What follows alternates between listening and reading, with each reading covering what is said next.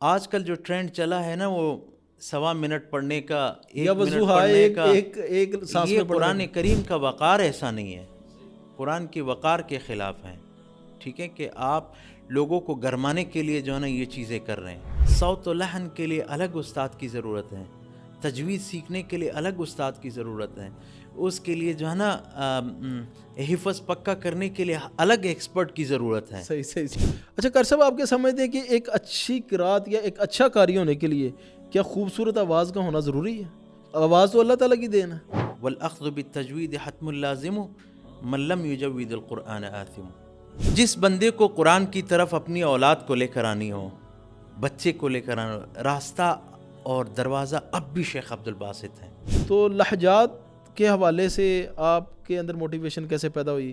پھر کون سے استاذ ہیں جن سے آپ نے استفادہ کیا اور اس کے اوپر ورکنگ سٹارٹ کی؟ اگر نیک بنے گا تو اس کے لیے راستہ یہی ہے. قرآن راہ ہدایت ہے اور ہر بندہ چاہتا ہے کہ میری اولاد کو ہدایت ہو. کہنے کا مقصد یہ تھا کہ اگر ایک موسیقی کے دوران اگر بندے کے اوپر شیطانی کیفیات آ سکتی ہیں تو کیا کبھی اسٹیج کے اوپر یا جب آپ مشق کر رہے ہوں تو آپ کے اوپر روحانی کیفیات کا نزول ہوتا ہے کبھی؟ ان للمتقین مفازا حدائق واعنابا.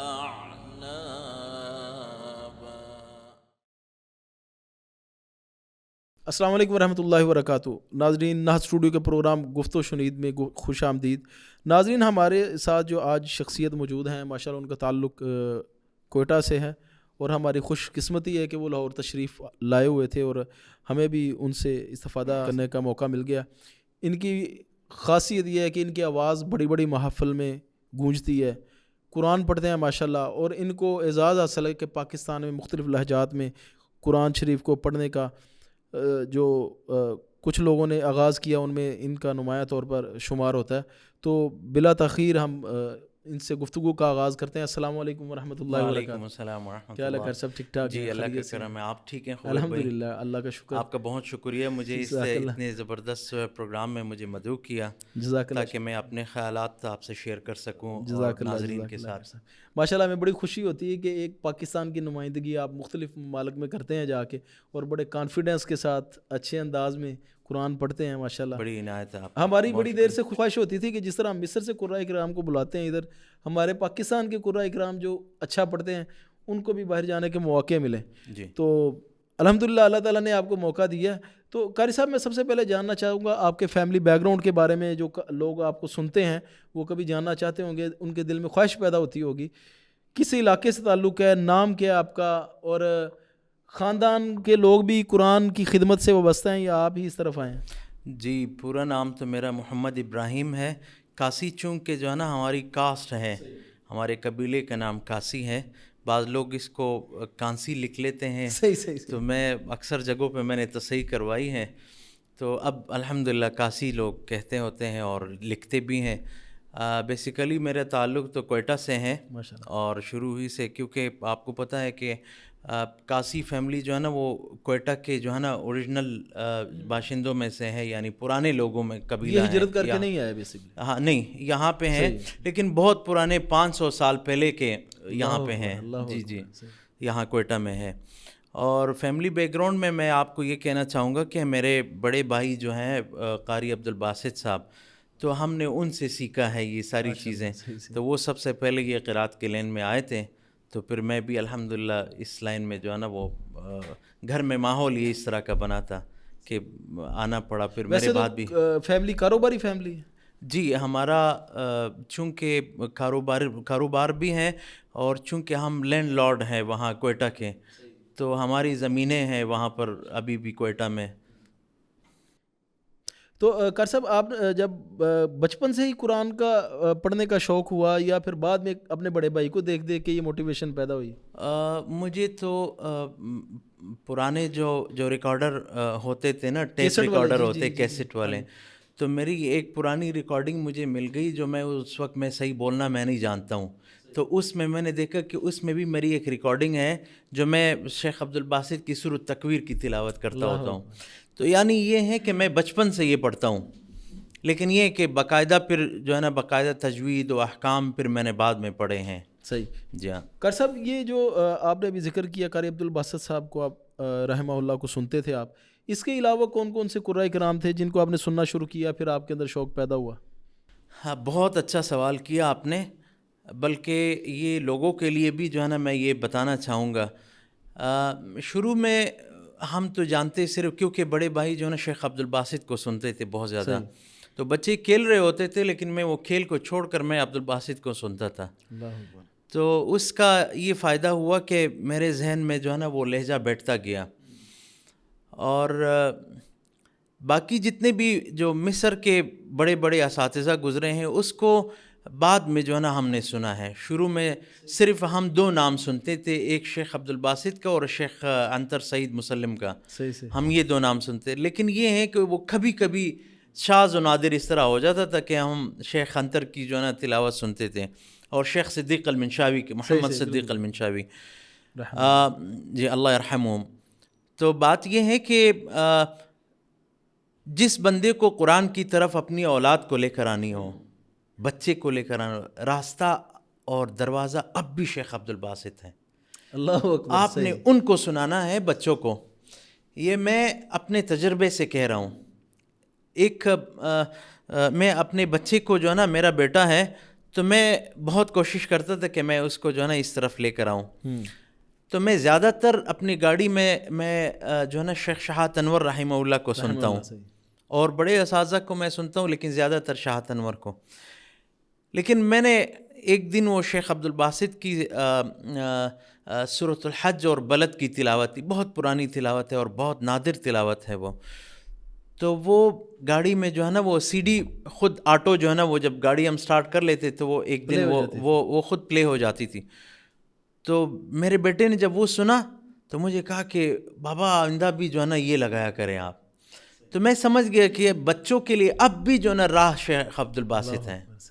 اس کے علاوہ جو ہے نا وہ ٹھیک ہے آپ شوق دلائیں گے لیکن راہ جو ہے نا دروازہ عبدالباسط ہی ہیں. قاری صاحب ابھی آپ نے قاری عنتر اور قاری عبدالباسط رحمہم اللہ کا ذکر کیا, اس کے علاوہ صدیق المنشاوی رحمہ اللہ کا ذکر کیا آپ نے. پاکستان میں کون سے قراء کرام ہیں جن سے آپ متاثر ہیں یا جن کو سنتے ہیں کبھی موقع ملے تو؟ پاکستان میں بہت اچھے قراء گزرے ہیں, انہوں نے بڑی محنت کی ہے. ہمارے جو اکابر قراء گزرے ہیں اس میں قاری سید حسن شاہ صاحب جو لاہور کے تھے, بہت بڑے قاری تھے. ہمارے جو ہے تجوید کے میدان میں, قراءات کے میدان میں بلوچستان میں ہوتے تھے, بلکہ میرے بڑے بھائی کے استاد بھی گزرے ہیں, حضرت قاری غلام نبی رحمہ اللہ. تو وہ تھے. اور بڑے اساتذہ ہیں جنہوں نے بڑی محنت کی ہے. اور نوجوان قراء میں بہت سارے ہیں. یہ خیر کا دروازہ رکنے والا نہیں ہے انشاءاللہ. تو اس میں اور قراء آئیں گے, اور قراء آئیں گے. لیکن یہ ہے کہ میں زیادہ تر جو ہے نا وہ میں مصر کے پرانے اساتذہ کو میں سنتا ہوں. صحیح جی. تو اس معاصر آپ کے جو قراء کرام ہیں ان میں سے اگر آپ یہ سوال بتانا چاہیں. میں پاکستان میں جو میں سمجھتا ہوں کہ صحیح معنوں میں قرآن کریم کی تلاوت کرتے ہیں, آپ کے لاہور کے قاری انوار الحسن شاہ صاحب ہیں. وہ بہت اچھی تلاوت کرتے ہیں. اور میں سمجھتا ہوں کہ جو اصول اور مقامات اور اللہ نے اس کو آواز دی ہے وہ پاکستان میں اس کا کوئی ثانی نہیں ہے. اور جو ینگ ابھی جو قراء کرام کی ایک نئی جو ہے کھیپ جو تیار ہو کے ابھی آئی ہے پڑھنے کے لیے, کچھ ایسے میرے اسٹوڈنٹس ہیں کوئٹہ میں بھی ہیں, کچھ لاہور میں ہیں, اور کچھ یعنی پاکستان کے مختلف شہروں میں ہیں جن میں نوجوان قراء میں جو ہے نا عبدالوہاب بہت اچھا تلاوت کرتے ہیں. کئی مقابلوں میں انہوں نے پوزیشن وغیرہ لی ہیں. دوسرے یہاں آپ کے لاہور کے بھی مجھے نام صحیح یاد نہیں ہے, لیکن یہ ہے کہ بہت اچھے قاری ہیں. یعنی کہ ادھر بھی امید کی کرن ابھی بھی باقی بالکل ہے. لوگ قرآن کی طرف آ رہے ہیں فتنوں کے دور میں بھی. یہ دیکھیں سب سے بڑا مسئلہ ہمارے ملک میں یہ ہے کہ ہماری میڈیا اس طرف متوجہ نہیں ہے. دیکھیں بعض ممالک میں ایسا ہے کہ اسلامک کنٹریز میں کہ پریزیڈنٹ قاری کو بلا کر اس کو سن رہے ہوتے ہیں. جی جی. تو اس قوم میں قاری اچھے قاری پیدا ہوں گے. جہاں پہ سننے والے اچھے پیدا ہوں تو وہاں بھی قاری اچھے پیدا ہوں. سننے والا اگر آپ کو اچھا مل جائے تب پھر قاری کی تلاوت بھی سننے والی ہوتی ہے. قاری صاحب ابھی حالیہ دنوں میں ابھی ایک قاری صاحب تھے, بچے تھے کافی ماشاءاللہ بہت کم عمر کے, قاری ابو بکر صاحب, آپ نے نام سنا ہوگا.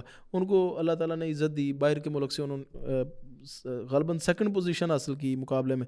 اس کے بعد میں نے دیکھا کہ ان کو پاکستان میں ہر علاقے میں بلایا جانے لگا, ہر مسجد ہر مدرسے بڑے نے ان کو بلایا, ان کا اکرام کیا. اچھی بات ہے, ہم تو چاہتے ہیں کہ اس سے پھر دوسرے بہت سے نوجوانوں میں موٹیویشن پیدا ہوتی. ادھر میرا ذاتی طور پہ ایک تھوڑا سا ہے تھا, سمجھ لیں کہ مجھے جو اس سے تھوڑا سا مسئلہ تھا وہ یہ تھا کہ اس سے بچہ آگے جا کے تو مزید تعلیم حاصل کر کے مزید قرات کو پختہ کرنے کے بجائے وہ شہرت کی طرف جا کے فتنے کا شکار ہو جائے گا. تو آپ کیا سمجھتے ہیں, مطلب محتاط قسم کا یہ ایک, اگر ہم اس کے اوپر تجزیہ کریں تاکہ لوگوں کو تھوڑی سی لوگوں کی اصلاح ہو سکے. میں تو اس کو مناسب نہیں سمجھتا, اچھا تو نہیں کہوں گا, لیکن مناسب نہیں سمجھتا کہ وہ ایک بچہ پڑھنے کی عمر ہے اس کو اسی طرف لے کے تو آپ نکل کھڑے ہوں. دیکھیں وہ اعزاز حاصل کرنا وہ تو اسٹوڈنٹ لائف میں بھی جو ہے نا کسی کو جو ہے نا یہ چیزیں مل جاتی ہیں. دوسرا ہمارے ہاں المیہ یہ ہے کہ ہم شہرت کے پیچھے پڑ جاتے ہیں اور اپنی تعلیم کو چھوڑ دیتے ہیں. جی جی بالکل. میں تو کہتا یہی ہوں کہ وہ اپنی تعلیم مکمل کر لیں, ساتھ میں تھوڑا بہت لگے رہیں اسی کے ساتھ, مستقل اس چیز کو وقت دینا, ٹھیک ہے, وہ تعلیم رہ جائے گی آپ سے. ورنہ میں سمجھتا ہوں کہ اگر اس وقت میں جو ہے نا آپ نے تعلیم چھوڑ دی اور ان محافل کے پیچھے اور یہ بھاگ دوڑ کے پیچھے آپ لگ گئے تو یہ پھر آپ کے مستقبل کے لیے اچھا نہیں ہوگا. تو میں سمجھتا ہوں کہ ان کو چاہیے, بہت اچھا پڑھنے والے ہیں وہ قاری صاحب جو ہیں, اچھا اعزاز حاصل کیا, پاکستان کا نام روشن کیا. آپ کی بات بالکل ٹھیک ہے, اس کو اپنی تعلیم پہ توجہ دینی چاہیے اور ان چیزوں کو محدود کر دینا چاہیے فی الوقت. جب ان کی تعلیم مکمل ہو جائے پھر بالکل اسی کو وقت دیں. اچھا قاری صاحب, آپ کیا سمجھتے ہیں کہ ایک اچھی قرات یا ایک اچھا قاری ہونے کے لیے کیا خوبصورت آواز کا ہونا ضروری ہے؟ آواز تو اللہ تعالیٰ کی دین ہے. دیکھیں میں ایک اہم بات آپ کو بتانا چاہ رہا ہوں, آواز تو اللہ تعالیٰ کی دین ہے, تو اگر کسی کو اللہ نے آواز نہیں دی تو کیا وہ تلاوت نہیں کریں گے؟ صحیح. دو چیزیں ہیں, ایک بندے کو اللہ نے اتنی خوبصورت آواز دی ہے کہ اس خوبصورت آواز کی وجہ سے جو ہے نا وہ لوگوں کو میں یہ اٹریکشن اس کی آواز میں ہوتا ہے کہ لوگ اس کی طرف متوجہ ہو جاتے ہیں. دوسرا یہ ہے کہ ایک بندے کا طریقہ کار اتنا اعلیٰ ہوتا ہے, آواز اس کے پاس نہیں ہوتی ہے لیکن وہ طریقہ کار اتنا اعلیٰ ہوتا ہے کہ لوگ اس کی طرف متوجہ ہوتے ہیں. تلفظ اور جو یہ ساری احکام اتنے اچھے ہوتے ہیں, مطلب. لیکن قرآن کریم کا پڑھنا سب سے پہلے جو ہے نا, قرآن کریم کے پڑھنے کے لیے جو ہے نا احکام, تجوید, ان چیزوں کا ہونا ضروری ہے. آواز دوسرے نمبر پہ آ جاتا ہے, ٹھیک ہے. اگر وہ تجوید کے ساتھ اور قرآن کریم کو اس کے احکام کے ساتھ جو ہے نا تلاوت کریں گے تو میں سمجھتا ہوں کہ اس کے اوپر اگر آواز کی خوبصورتی آ گئی تو پھر نور علی نور ہے. صحیح, یعنی کہ پہلی ترجیح ادائیگی ہے, احکامات اور یہ ساری چیزیں اور ضبط جو ہے اس کو دیکھا جائے. بالکل. قاری صاحب ابھی آپ کو ماشاءاللہ پاکستان میں مختلف لہجات میں قرآن پڑھنے والوں اور انٹروڈیوس کروانے والوں میں آپ کا شمار ہوتا ہے, تو لہجات کے حوالے سے آپ کے اندر موٹیویشن کیسے پیدا ہوئی؟ پھر کون سے استاذ ہیں جن سے آپ نے استفادہ کیا اور اس کے اوپر ورکنگ سٹارٹ کی؟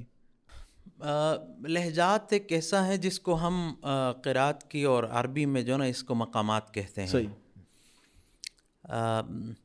مقامات اتنا بڑا فن ہے خبیب بھائی کہ میں اپنے آپ کو جو ہے نا وہ کبھی یہ نہیں کہہ سکوں گا کہ میں اس پہ مکمل عبور میں نے حاصل کر لیا.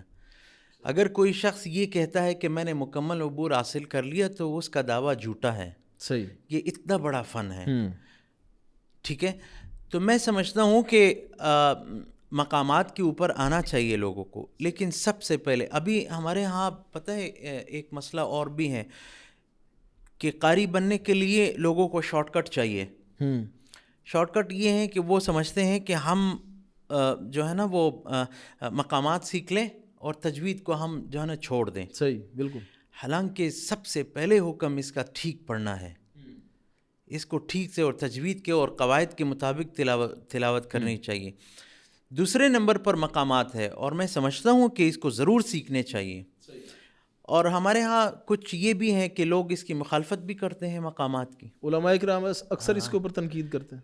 اور میں ان کے لیے یہ کہوں گا کہ آپ اگر خوبصورت تلاوت کریں گے، آپ کو پتہ نہیں ہوتا لیکن آپ پھر بھی کسی مقام میں تلاوت کر رہے ہوتے ہیں، صرف آپ کو پتہ نہیں ہوتا کہ کس مقام میں آپ تلاوت کر رہے ہیں. مقامات تو اگر ٹیکنیکلی دیکھا جائے تو فریکوینسیز ہوتی ہیں، مختلف فریکوینسیز ہوتی ہیں جس میں آپ آواز کو اتار چڑھاؤ کو کنٹرول کرتے ہیں. دیکھیں جب آپ کو نہیں بھی نالج تو کسی نہ کسی مقام میں تو وہ فریکوینسی جا رہی ہے. جی میں سمجھتا ہوں کہ دیکھیں ہر چیز کے لیے جب آپ ایک قانون ہوتا ہے، ایک ضابطہ ہوتا ہے. بھائی یہ قرآن کریم ہے، آپ کو یہ اختیار نہیں ہے کہ جیسے ہی آپ آواز اٹھاؤ اور اٹھا کے پڑھو. جب ہر چیز کے لیے ہے کوئی ضابطہ ہوتا ہے تو قرآن کریم پڑھنے کے لیے کیوں ضابطہ آپ نہیں مانتے ہیں؟ صحیح، ٹھیک ہے.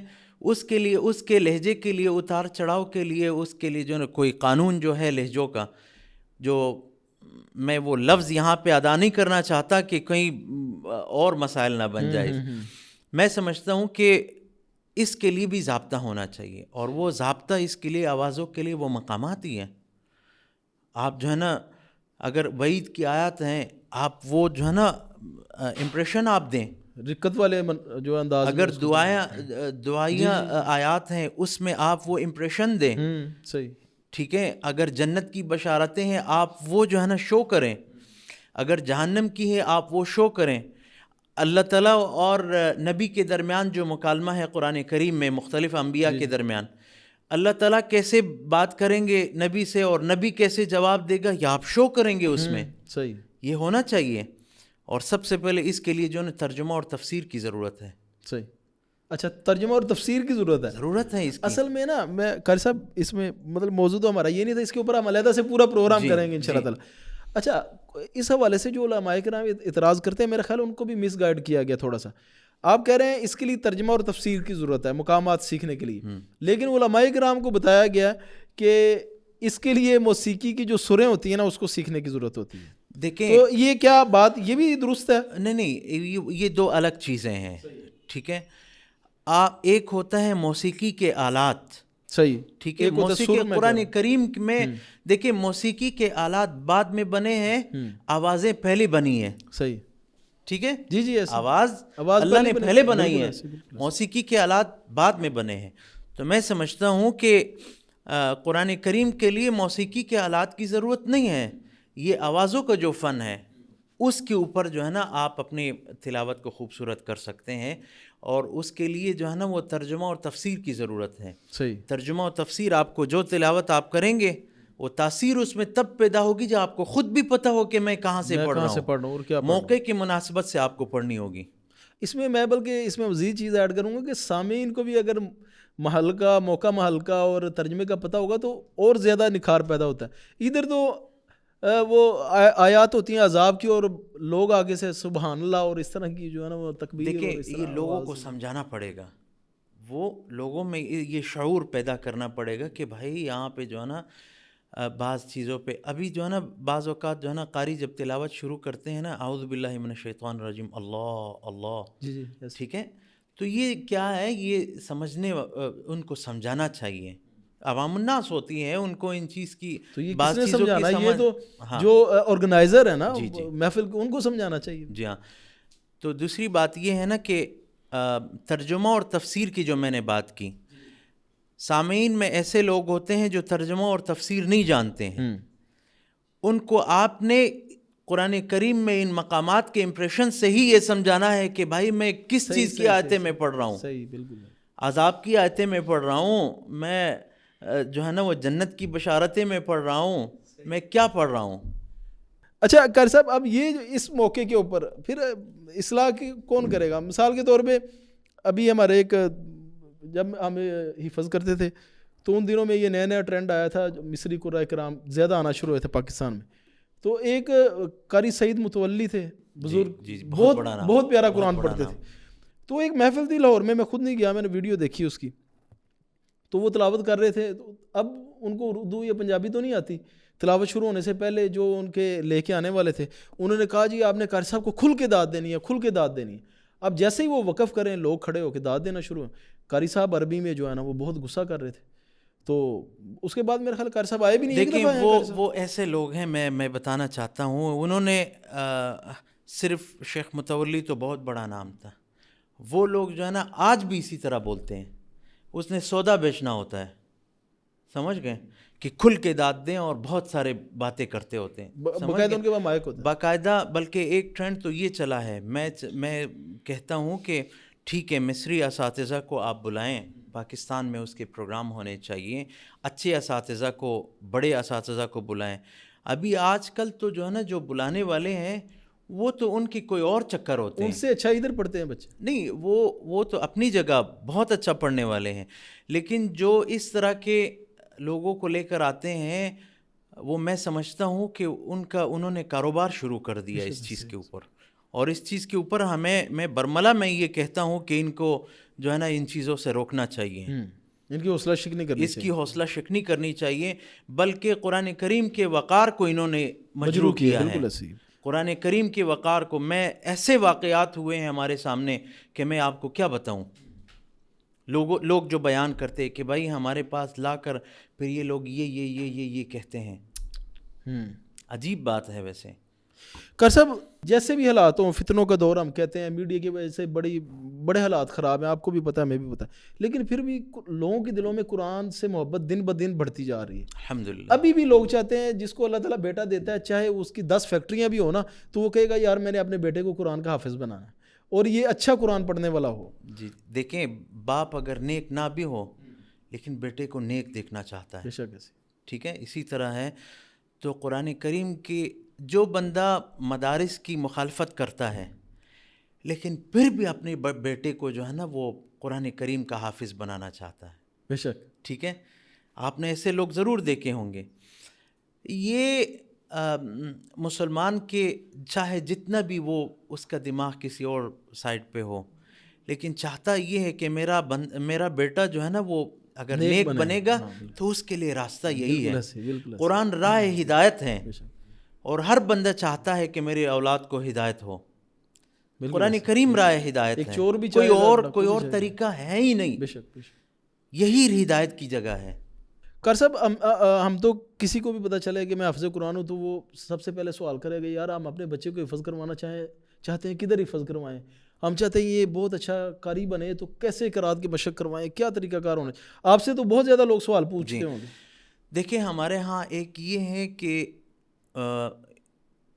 ہمارے ہاں جو ہے نا وہ حفظ کا جو استاد ہوتا ہے وہی سب کچھ ہوتا ہے. صحیح, اسی کو جو ہے نا لوگ اس کے استاد بنانا چاہتے ہیں, اور چاہتے ہیں کہ ہمارے بیٹے کو جو ہے نا وہ یہ ناظرہ بھی پڑھائیں, اور یہ جو ہے یہ ناظرہ بھی اسی سے پڑھیں, اور حفظ بھی اسی کے ساتھ کریں, یہ قاری بھی اسی کے ساتھ بنے. حالانکہ ایسا ہوتا نہیں ہے. صحیح, صوت و لحن کے لیے الگ استاد کی ضرورت ہے, تجوید سیکھنے کے لیے الگ استاد کی ضرورت ہے, اس کے لیے جو ہے نا حفظ پکا کرنے کے لیے الگ ایکسپرٹ کی ضرورت ہے. صحیح, ٹھیک ہے, لیکن ہمارے ہاں پتہ ہے ان چیزوں کی کمی ہے. ان چیزوں کے اوپر جو ہے نا ہمیں کام کرنا ہے کہ بھائی حفظ کے لیے اچھا قاعدہ پڑھانے کے لیے مستقل جو ہے نا ایکسپرٹ ہونے چاہیے. قاعدہ تو وہ محلے کی جو آنٹی ہوتی ہے وہ خاص کر وہ اس سے پڑھواتے ہیں, اور بنیاد تو ادھر سے خراب ہو جاتی ہے, بنیاد وہیں سے خراب ہو جاتی ہیں. ایسی آنٹیاں ہیں جو اچھا پڑھاتی ہیں, ٹھیک ہے, جو بہت اچھے طریقے سے وہ پڑھا سکتے ہیں, لیکن یہ ہے کہ بنیاد جو ہے نا وہ اچھے طریقے سے جو ہے نا ان کا شروع کرانا چاہیے. اور پھر ناظرہ ہو, ناظرہ اگر ٹھیک پڑھ لیا تو پھر اس کو تجوید پڑھنے کی ضرورت ہی نہیں ہے, اگر ناظرہ صحیح طریقے سے پڑھ لیا اس نے. قسم میں جب حفظ کر رہا تھا تو ایک گھر تھا, انہوں نے کہا جی آپ ہمارے بچوں کو آگے پڑھا دیا کرو. تو ان کے گھر میں نا محلے کے بھی بچے 2-3 آتے تھے. جب میں گیا انہوں نے 5-5 6-6 سپارے پڑھے ہوئے تھے. میں نے ان سے جا کے جب قرآن سنا تو ان کو کچھ بھی نہیں آ رہا تھا, تلفظ نہیں آتا تھا. تو میں نے ان کو نورانی قاعدہ شروع کروا دیا. میں نے کہا کہ سب سے پہلے نورانی قاعدہ پختہ ہوگا, ادھر سے تلفظ جو سٹارٹ ہوگا نا وہی اینڈ تک جائے گا. وہ 3-4 بچے اس میں سے چلے گئے. آپ کیا سمجھتے ہیں کہ بنیاد اگر سیٹ کرنی ہے یا تلفظ سیٹ کرنا ہے, تجوید سیٹ کرنی ہے, تو ناظرہ سے شروع کرنا چاہیے یا نورانی قاعدہ سے ہی سٹارٹ ہو؟ نورانی قاعدہ سے, ابتدائی قاعدہ سے جو ہے نا، اگر قاعدہ صحیح معنوں میں پڑھ لیا اس میں بنیادی جو ہے نا وہ تمام قواعد موجود ہوتے ہیں، وہاں سے اگر شروع کر دیا تو آگے جا کے جو ہے نا وہ ناظرے کے دوران جو ہے نا بعض قواعد اس کو اگر پڑھائے جائیں نا تو اس کو تجوید پڑھنے کی ضرورت ہی نہیں پڑے گی. صحیح، ٹھیک ہے. اچھا ایک چیز میں اور بتانا چاہوں گا کہ وہ اشعار جو ہیں والأخذ بالتجوید حتم اللازم من لم یجود القرآن آثم، تجوید کا علم سیکھنا ہر ایک پر فرض ہے. دوسرے جملے میں جو ہے نا دوسرے مصرے میں وہ پہلے والی کی نفی ہے، من لم یجود القرآن آثم، گناہگار وہ شخص ہے جو قرآن کو تجوید سے نہ پڑھتا ہو، وہ نہیں ہے جس نے تجوید نہ پڑھی ہو. ٹھیک ہے، گناہگار وہ ہیں جو قرآن کو تجوید سے نہ پڑھتا ہو. قرآن پڑھنے کے باوجود بھی لوگ گناہگار ہو رہے ہیں. دیکھیں اگر تجوید کے ساتھ نہیں پڑھے گا، ٹھیک ہے، تو یہ تو حکم ہے قرآن کو ٹھیک پڑھنا. جس کی الحمدللہ ٹھیک نہیں ہے اس کی نماز کہاں ٹھیک ہو سکتی ہے؟ بے شک ایسے. ٹھیک ہے، سورۃ الفاتحہ اگر کسی کی ٹھیک نہیں ہے تو تجوید کا قرآن پڑھنا ٹھیک جو ہے نا ہر ایک کے اوپر لازم ہے، تجوید کا پڑھنا لازم نہیں ہے.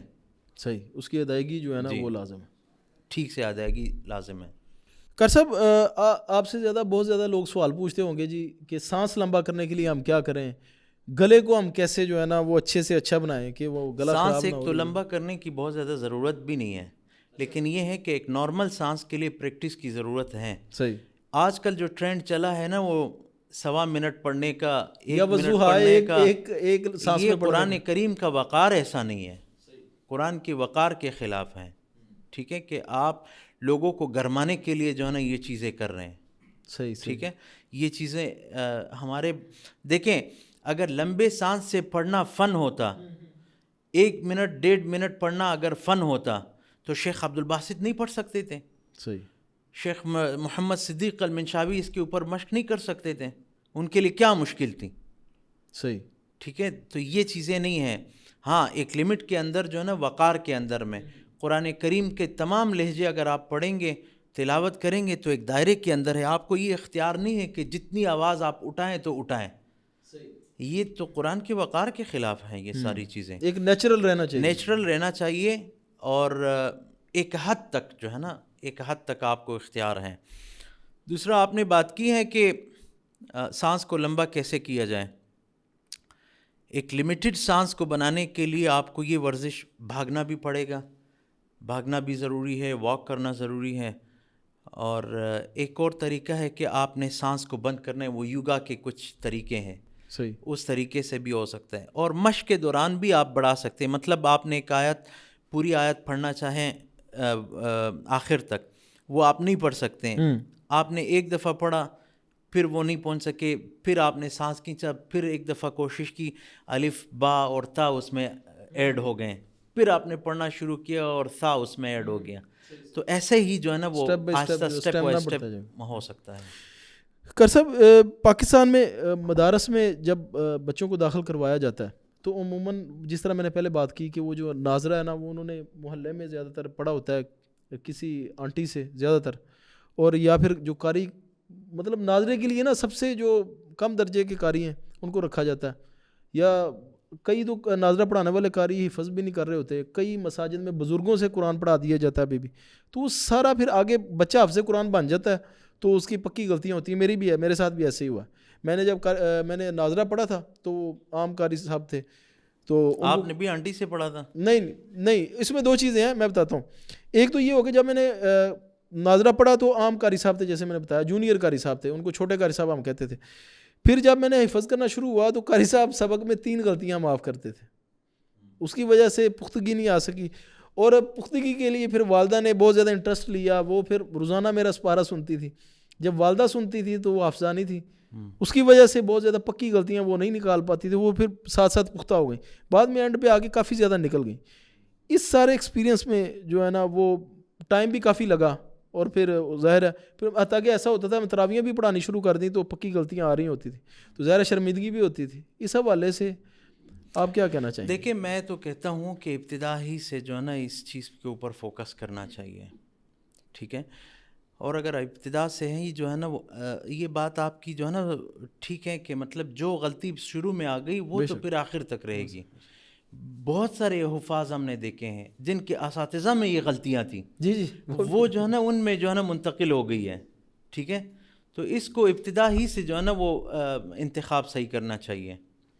کر صاحب ماشاء اللہ آپ اتنے ممالک میں جاتے ہیں اور مختلف محافل میں قرآن پڑھنے کا آپ کو ایکسپیرینس مختلف ملتا ہوگا، تو کوئی ایسا واقعہ جو آپ کے دل کے اوپر گہرا اثر چھوڑ گیا ہو؟ وہ میں نے کہا نا کہ قرآن راہ ہدایت ہے. اٹلی میں اور بہت سارے ایسی شہروں میں میں تلاوت کرتا تھا تو لوگوں نے اسلام قبول کیا، خواتین بھی اس پروگرام میں ہوتی تھی. بلکہ میں ایک دفعہ موروکو کے مسجد حسن الثانی میں تلاوت کر رہا تھا تو کچھ فرانسیسی وہاں پہ سیاح آئے ہوئے تھے. چونکہ میں تو اندر تلاوت کر رہا تھا تو باہر بھی آواز جا رہی تھی. تو شیخ عمر القضابری وہاں کے امام اور شیخ ہیں، تو وہاں پہ پھر اس فرانسیسی آئے اور انہوں نے کہا کہ میں اسلام قبول کرنا چاہتا ہوں. ادھر ہی؟ ہاں ماشاءاللہ. تو پھر اس کا نام بھی ابراہیم رکھا گیا. تو یہ ایک ایسا واقعہ، تو جب میں سوچتا ہوں کہ یار دیکھو یہ قرآن کریم کا جو ہے نا وہ اعجاز ہے اس طرح کہ لوگ قرآن کریم دیکھیں، لوگ غیر مسلموں کے لیے جو ہے نا قرآن کریم کو خوش آوازی کے ساتھ ہی آپ لے کر آ سکتے ہیں اس طرف. صحیح. وہ ترجمہ و تفسیر تو وہ بات کی بات ہے کہ وہ قرآن کو سمجھیں گے، وہ ٹائم نکالیں پھر پڑھیں، ٹھیک ہے، یہ تو فری ہے. لیکن سب سے پہلا سٹیپ یہ ہے کہ قرآن کریم کی خوش آوازی انہیں سنائی جائے. بے شک. تو وہ جو ہے نا ان کے دلوں کے اوپر ضرور اثر کرے گا.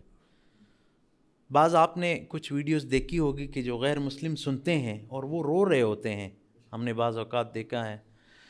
تو خوش آوازی جو ہے نا، اللہ کے نبی نے فرمایا کہ من لم یتغن بالقرآن فلیس منا، جو قرآن کو خوش آوازی سے نہ پڑھے وہ ہم میں سے نہیں ہے. یہ حدیث ہے باقاعدہ. تو خوش آوازی کی کتنی زیادہ اہمیت ہے.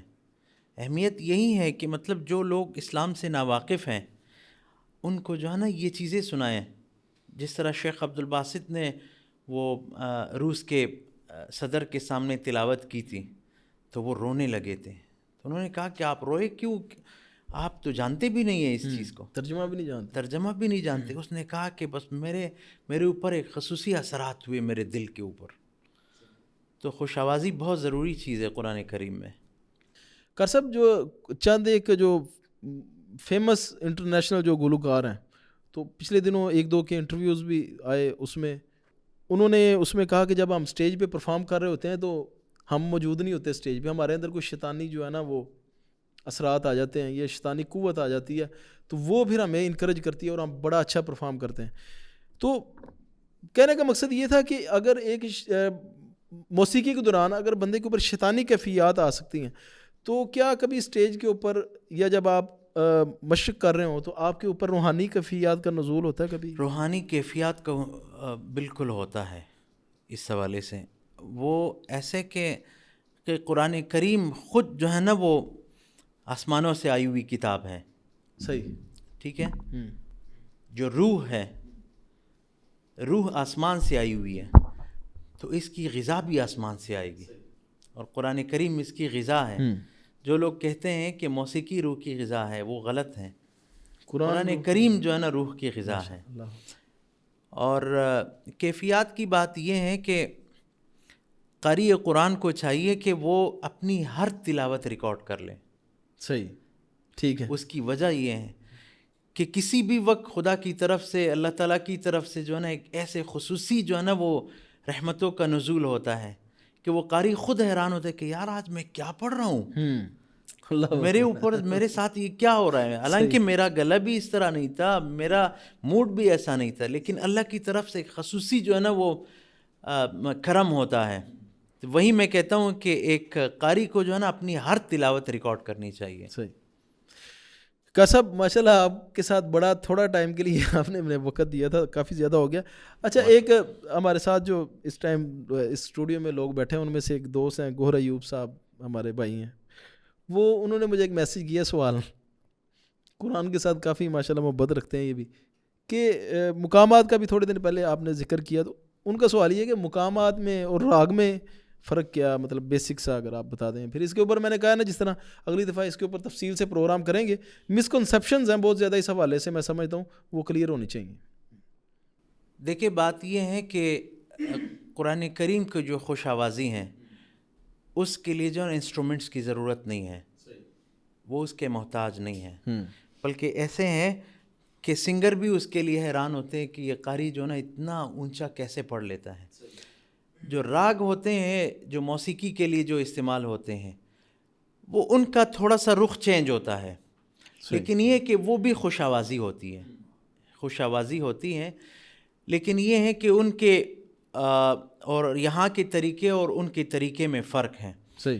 ان کی جو موسیقی ہوتی ہیں اور وہ جو راگ جو ہے نا وہ جس مقام سے وہ وہاں پہ پڑھتے ہیں اس کے لیے وہ موسیقی کے آلات کے محتاج ہوتے ہیں، یہاں پہ اس کے محتاج نہیں ہیں ہم. ڈاکٹر صاحب پچھلے دنوں ایک ویڈیو تھی، آپ نے بھی دیکھی ہوگی، کہ جس میں وہ ایک اسٹک سی نہیں ہوتی جسے موسیقی ایسے سکھا رہے ہوتے ہیں، اسی سے ہی ایک جو ہے نا وہ بندہ وہ کسی کو اذان جو ہے نا وہ اسی طرح کر کے وہ سکھا رہا تھا. بلکہ بہت زیادہ ویڈیو آپ نے شاید آپ کے نظر سے گزری ہو، نہیں گزری تو پھر میں آپ کو سینڈ کروں گا. تو وہ باقاعدہ اسی انداز میں نا وہ اذان کا اتار چڑھاؤ سکھا رہا تھا. کوئی مسئلہ نہیں، وہ سمجھانے کے لیے ہیں، وہ ہاں وہ تو سمجھانے کے لیے ہے، اس میں کوئی حرج نہیں ہے. اگر کوئی طریقہ کار جو ہے نا کسی نے وضع کی ہے اپنے پڑھانے کے لیے، لوگوں کو سکھانے کے لیے، لیکن وہ تو موسیقی سے ملتا ہے نا، اس وجہ سے تھوڑا سا معیوب نہیں ہے، اس طرح کی چیزوں سے بچنا نہیں چاہیے. آپ کا کیا خیال ہے؟ کیا چیز مطلب نہیں کرنا چاہیے؟ جو وہ سٹک سی ہوتی ہے نا ایک میوزک کے لیے وہ یوز کرتے ہیں اکثر لوگ.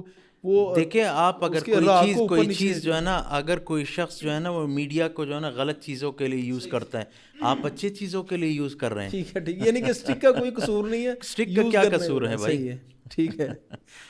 کر صاحب آخر میں ہمیں آپ کچھ اپنے پسندیدہ لہجے میں. تلاوت تو پہلے ہونا چاہیے تھا، اتنے بولنے کے بعد قاری کے پاس کیا گلا بچے گا؟ پھر بھی چلے ایک آیت. اچھا کر صاحب ایک اور سوال تھا، حدر کا بھی آپ کو کبھی جو ہے نا وہ پڑھنے کا شوق پیدا ہوا یا پڑھتے ہیں؟ ہاں میں پڑھتا تو ہوں، لیکن یہ ہے کہ میرا زیادہ فوکس جو ہے نا وہ تحقیق کے اوپر ہے. ہم جو پڑھتے ہیں اس کو تحقیق مجود بولتے ہیں اور وہ حدر ہیں، تو میں اس کا ایکسپرٹ نہیں ہوں. ٹھیک ہے، تو میرا یہ لائن ہے. چلیں ابھی آپ چاہے حدر میں چاہے آپ اعوذ باللہ من الشیطان الرجیم.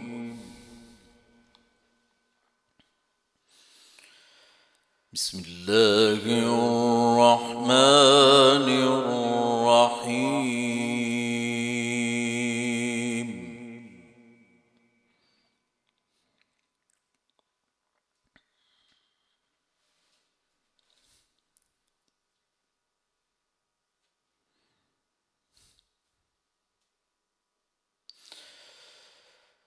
ان للمتقین مفازا حدائق واعنابا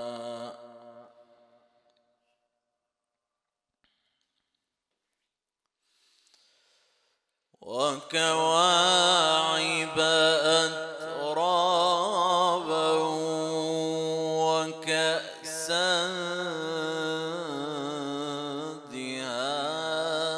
دهاقا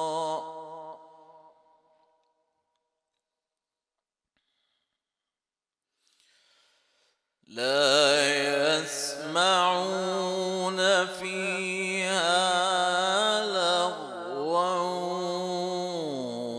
ولا كذابا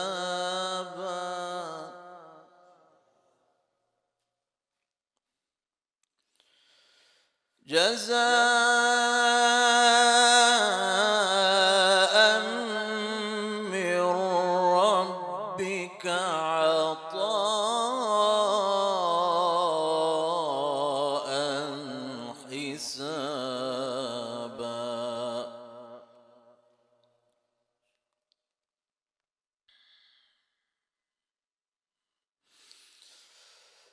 إن للمتقين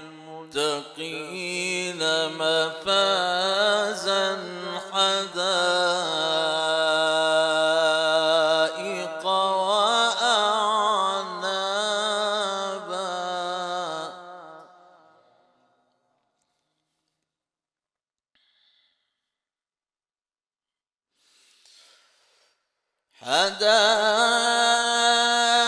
حدائق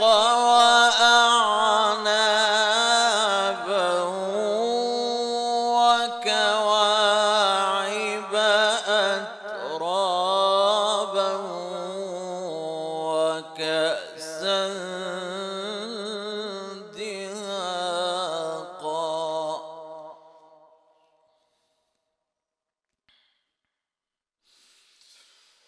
لا يسمعون فيها لغوا ولا كذابا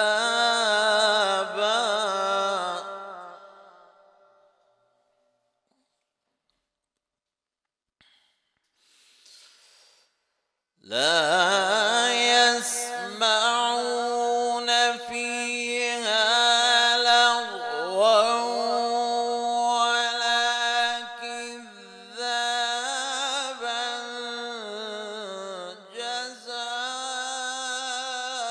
جزاء من ربك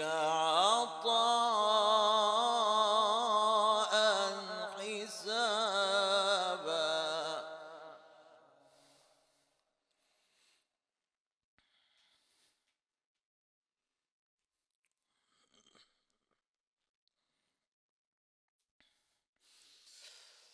لا يسمعون فيها لغوا ولا كذابا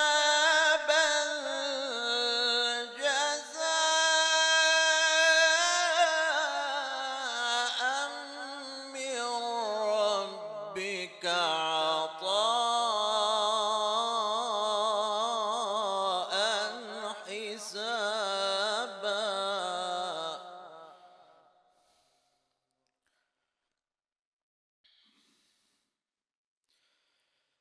رب السماوات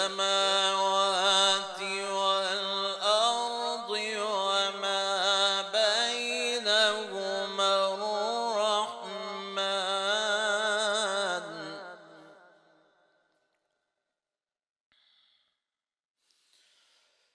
رب السماوات والأرض وما بينهما الرحمن لا يملكون منه خطابا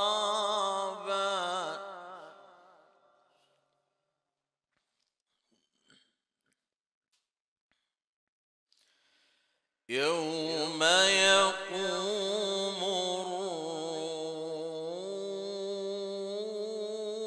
الروح يوم يقوم الروح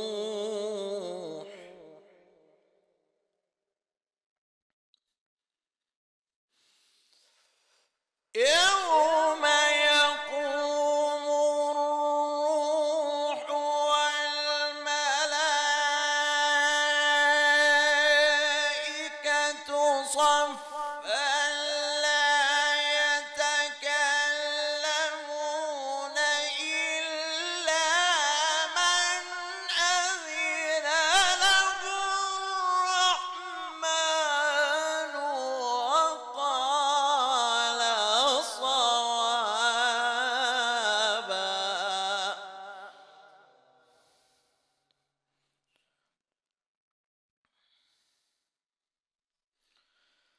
رب السماوات والأرض وما بينهما الرحمن لا يملكون منه خطابا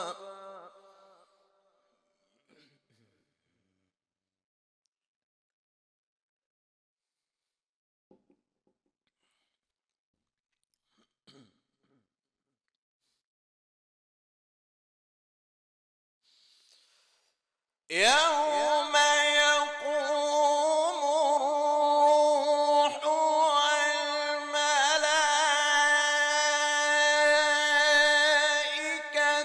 صفا لا يتكلمون إلا من أذن له الرحمن وقال صوابا.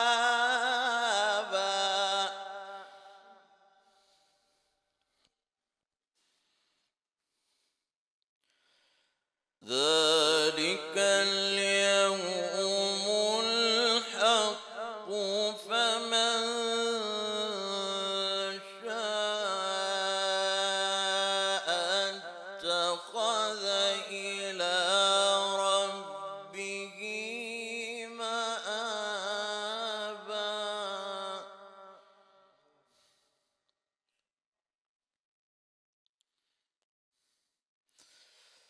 رب السماوات والأرض وما بينهما الرحمن لا يملكون منه خطابا. يوم يقوم الروح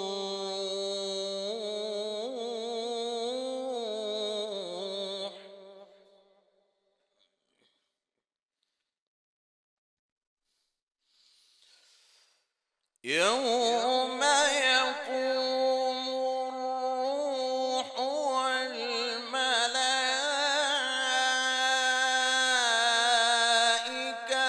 صفا لا يتكلمون إلا من أذن له الرحمن وقال صوابا.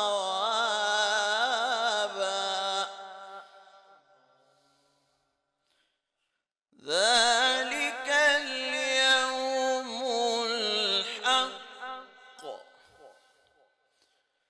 ذلك اليوم الحق. ذلك اليوم الحق فمن شاء اتخذ إلى ربه مآبا.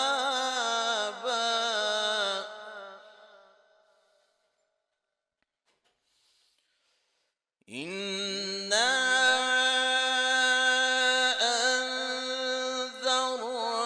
أنذرناكم عذابا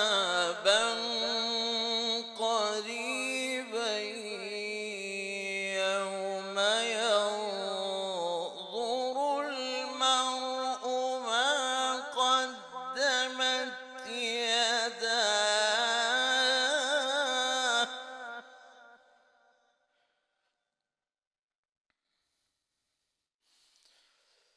إنا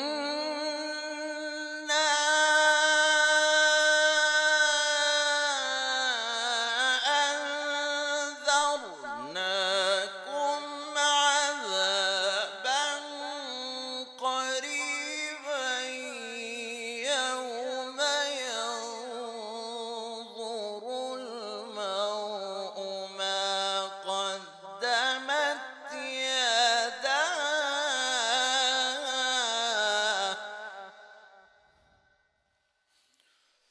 يوم ينظر المرء ما قدمت يداه ويقول الكافر يا ليتني كنت ترابا. صدق الله